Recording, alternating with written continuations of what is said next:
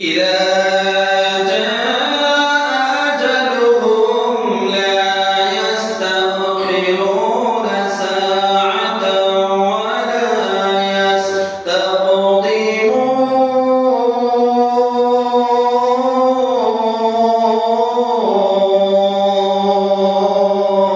الله আমার আল্লাহ রাব্বুল আলামিন বলেন, হে দুনিয়ার মানুষ, তোমাদের সামনে যখন আজরাইলরা চলে যাবে, সেই সময় একটা সেকেন্ড আগেও হবে না, একটা সেকেন্ড পরেও হবে না। নির্ধারিত সময় মোতাবেক তোমার জানটা কবজ করে আজরাইল নিয়ে আসবে। তো আওয়াজ দিয়ে বলা যাবে কি আল্লাহু আকবার।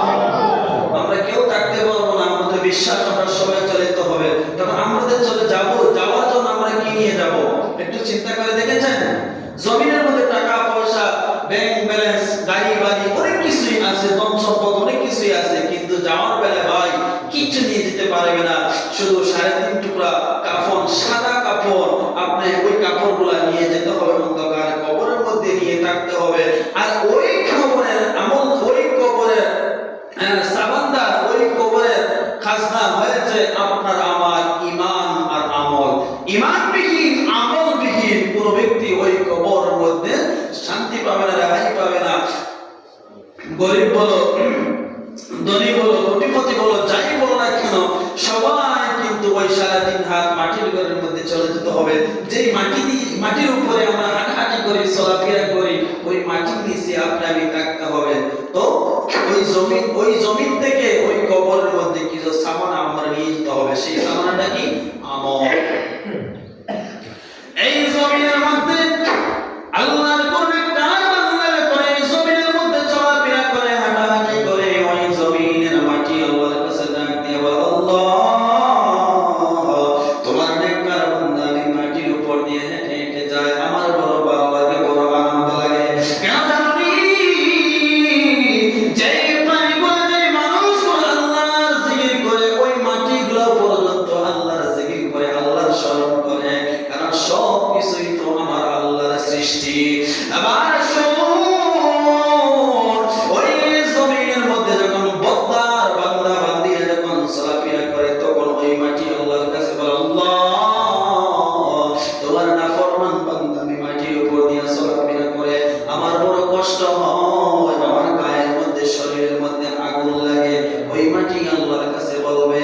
শুধু তাই নয়, কাল কিয়ামতের ময়দানে ওই মাটি আল্লাহর কাছে মানুষের বেশে কথাবার্তা বলবে। আমরা যেইভাবে কথাবার্তা বলি, এইভাবে মাটি আল্লাহর কাছে কথাবার্তা বলবে। কেন জানোনি? আজকে আমরা যেমনে মন চাই এমনি জমিনের মধ্যে চলাফেরা করতেছি রে বাবা, কিন্তু কিয়ামতের ময়দানে ওই মাটিও আপনার বিপক্ষে সাক্ষী দিবে। শুধু মাটি বিপক্ষে সাক্ষী দিবে তা নয়, আপনি আমার গায়ের মধ্যে, শরীরের মধ্যে যে আপনি আমার পশমগুলো আছে রে বাবা, আপনি আমার পশমগুলো তো মনে করি এটা কিন্তু আপনার জন্য আপন। না না না, এটাও কিন্তু আপন না। কিয়ামতের ময়দানে আপনার আমার ওই গায়ের পশম পর্যন্ত আপনি আমার বিরুদ্ধে আল্লাহর কাছে সাক্ষী দিবে, আল্লাহর কাছে সাক্ষী দিবে। তাহলে কাকে আপনি আপন ভাববেন? এই জমিনের মধ্যে কেউ কারো আপন নয়, কেউ কারো আপন নয়, কেউ কারো সাথী নয়। এই জমিনের মধ্যে মানুষের সুখের দিনের সাথী কিন্তু অভাব নাই, আর দুঃখের দিনের সাথী কিন্তু একটাও খুঁজে পাওয়া যায় না। শুধু তাই নয়, কিয়ামতের ময়দানে ছেলে মেয়ে মা বাবার আপন হবে না, মা বাবা ছেলে মেয়ের আপন হবে না। আল্লাহ তাআলা কোরআনের মধ্যে বলে দিয়েছে, ইয়াউমা ইয়াফিরুল মারউ মিন আখিহি ওয়া উম্মিহি ওয়া আবিহি ওয়া সাহিবাতিহি ওয়া বানিহি। কাল কিয়ামতের ময়দানে নিজের জনম দুঃখিনী মা আর বাবা অস্বীকার করবে, রে সন্তান, তোমরা কিন্তু আমার সন্তান না, তোমাদেরকে আমরা জন্ম দেই নাই, তোমাদেরকে আমি পেটের মধ্যে ধারণ করি নাই। কেন জানোনি? যদি মা বাবা সেই দিন সন্তানকে যদি পরিচয় দেয়, তাহলে সন্তানকে সাহায্য করতে হবে। সাহায্য করার পরও যদি মা বাবা যদি আবার উল্টা বিপদের মধ্যে পড়ে দেয় না, যার কারণে সে কিন্তু স্বীকার করবে না, পরিচয় দিবে না। এজন্য আমরা বুঝতে পারবো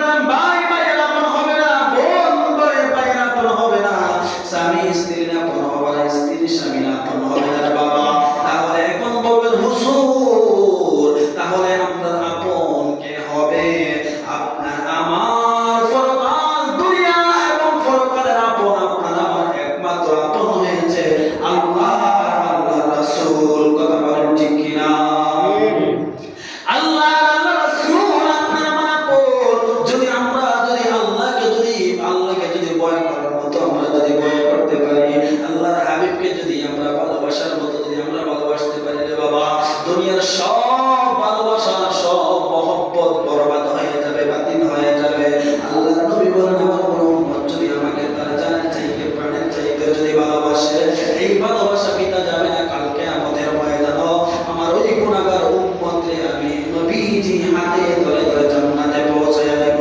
জোরে সুবহানাল্লাহ। দুনিয়ার মানুষ মানুষের সাথে বেঈমানি করতে পারে, দুনিয়ার মানুষ মানুষকে স্বার্থের জন্য ভালোবাসতে পারে, কিন্তু আল্লাহর নবী বলেন আমি সব কিছু বলতে পারি কিন্তু আমার উম্মতকে আমি কোনোদিন বলতে পারবো না। আল্লাহর নবী রাহমাতুল লিল আলামিন নবী একদিন চিন্তিত অবস্থায় আছে, উম্মতের চিন্তা করতেছে। আম্মা জান আয়েশা সিদ্দিকা রাদিয়াল্লাহু তাআলা আনহা দিয়ে বলে, রাদিয়াল্লাহু তাআলা আনহা দিয়ে বলে, ইয়া রাসূলুল্লাহ ইয়া হাবিবাল্লাহ নবী গো, আপনি কেন চিন্তিত অবস্থায় আছেন গো নবী? আপনি কোন টেনশন করতেছেন, চিন্তা করতেছেন? আমার নবী বলেন না রে আয়েশা, না আমি অন্য কোন টেনশন বা চিন্তা করি না। আয়েশা ডাক দিয়ে বলেন নবী গো, আপনি কি আপনার নাতি হাসান হোসেনের জন্য চিন্তা করতেছেন? আরে আয়েশা না, তাদের জন্য না। আয়েশা বলেন নবী গো, আপনি কি আপনার ফাতেমার জন্য চিন্তা করতেছেন? না রে না, না তাদের জন্য চিন্তা করি না। আমার নবী ডাক দিয়ে বলে, আয়েশা তুমি জানো নি আমি কারো অন্য কারোর জন্য চিন্তা করি না, আমি শুধু চিন্তা করি সদা সর্বদাই তো চোখের পানি ছেড়ে ছেড়ে কান্না করি শুধু একমাত্র আমার উম্মতের জন্য। জোরে বলি সুবহানাল্লাহ। আরে বাবা জানেন নি নবীজি বলেছেন আমার উম্মতকে আমি কখনো বলবো না কিয়ামতের ময়দানে নবীজি উম্মতের জন্য কাঁদবেন রে বাবা। আপনি তাকাইয়া দেখেন নবীর জন্য আপনি কি করেছেন, নবীকে আপনি কতটুকু ভালোবাসেছেন রে বাবা। নবীজির ভালোবাসা, নবীজির মহব্বত ছাড়া কোনো উম্মত জান্নাতের মধ্যে যাইতে পারবে না। ওই জান্নাতের খালিক হয়েছে আমার আল্লাহ, মালিক হয়েছে আমার আপনার নবী। কিন্তু ওই জান্নাতের মধ্যে আরো অন্যান্য নবীরা আছে, অন্যান্য নবীরা জান্নাতের মধ্যে যেতে পারবে না যতক্ষণ পর্যন্ত আমার আপনার নবী জান্নাতের মধ্যে প্রবেশ না করবে, ততক্ষণ পর্যন্ত কোন নবী এবং কোন নবীর উম্মত জান্নাতের মধ্যে যেতে পারবে না। জোরে বলি মারহাবা।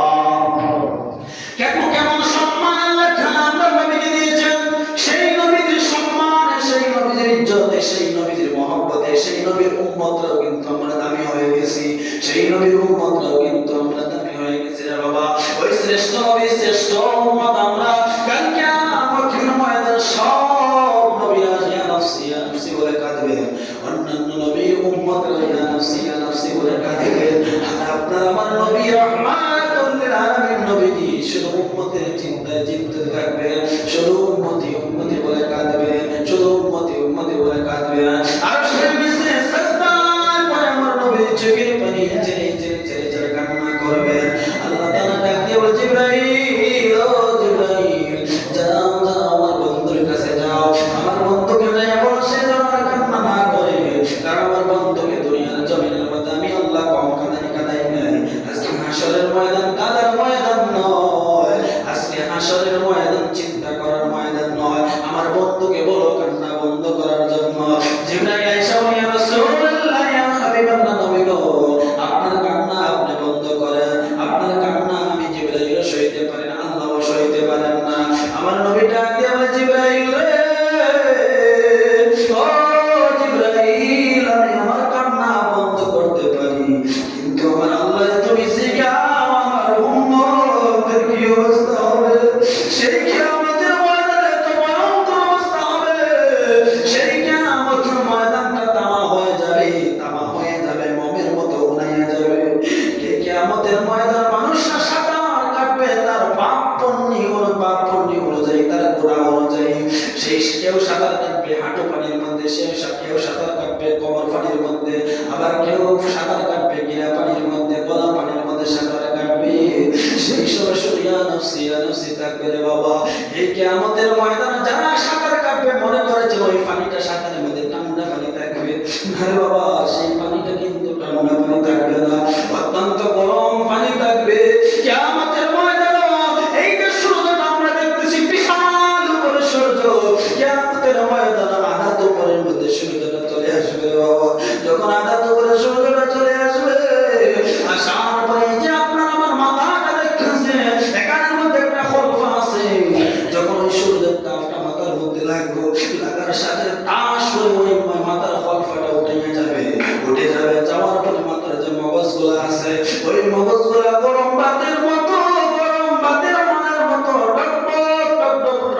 পড়বে আর মগজগুলা চিপকাইয়া জমিনের মধ্যে হাসরের ময়দানের মধ্যে পড়বে। সবাই বলবে আমাকে বাঁচাও, আমাকে বাঁচাও, কিন্তু সেই দিন কেউ কাউকে বাঁচাইতে পারবে না, বাঁচানোর কেউ মধ্যে থাকবে না। সেই দিন আমার আপনার নবী ছাড়া কেউ রক্ষা করতে পারবে না। সবাই বলবে ইয়া নাফসি ইয়া নাফসি। সেই দিন আমার আপনার নবী বলবে আমার উম্মত, ইয়া উম্মতি রব্বি হাবলি উম্মতি রব্বি হাবলি উম্মতি।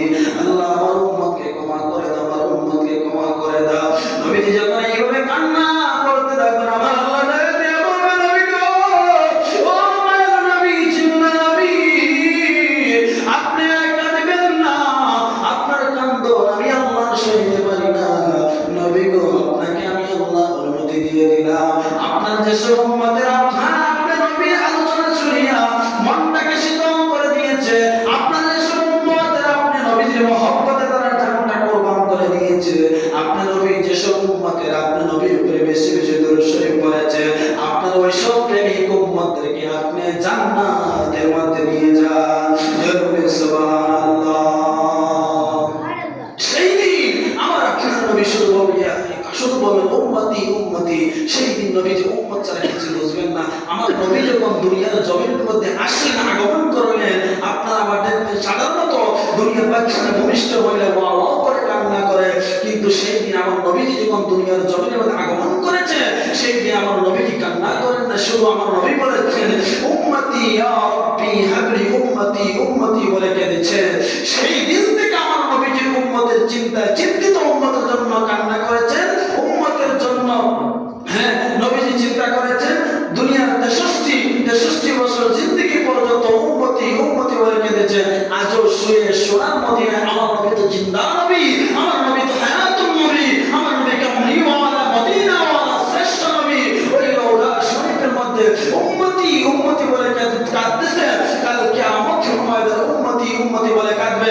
বাবারে কিয়ামতের ময়দান এমন একটা ময়দান হবে, কিয়ামতের দিন একটা দিন দুনিয়ার জমিনের 50,000 বছরের মতো একটা দিন হবে কিয়ামতের ময়দান। জুড়ে বলি মারহাবা।